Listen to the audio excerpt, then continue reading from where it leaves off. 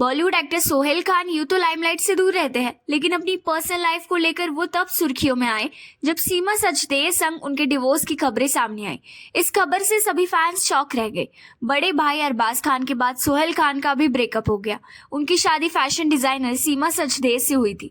Divorce के बाद सीमा पर यह आरोप लगाया गया कि उन्होंने परिवार के नाम का इस्तेमाल किया और जब जरूरत नहीं रही तो डिवोर्स कर लिया।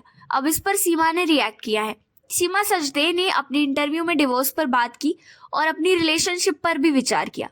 इस दौरान सीमा कहती है कि डिवोर्स के बाद उन पर तरह तरह के आरोप लगाए गए। सोशल मीडिया पर कहा गया कि उन्होंने परिवार का इस्तेमाल किया और जब उन्हें लगा कि अब उन्हें सोहेल की जरूरत नहीं है तो उन्होंने अलग होने का फैसला लिया। इसके अलावा कुछ लोगों ने तो और महिलाओं के शामिल होने की भी बात कही, लेकिन ऐसा नहीं था। सीमा ने कहा कि पिछले कुछ सालों में उनके और सोहेल के बीच में चीजें ठीक नहीं चल रही थी और दोनों खुश नहीं थे। सीमा और सोहेल का बेटा निर्वाण है। सीमा ने कहा कि एक दिन वे उठी और उन्होंने तय कर लिया था कि उन्हें तलाक लेना ही है। इसी में दोनों की भलाई थी।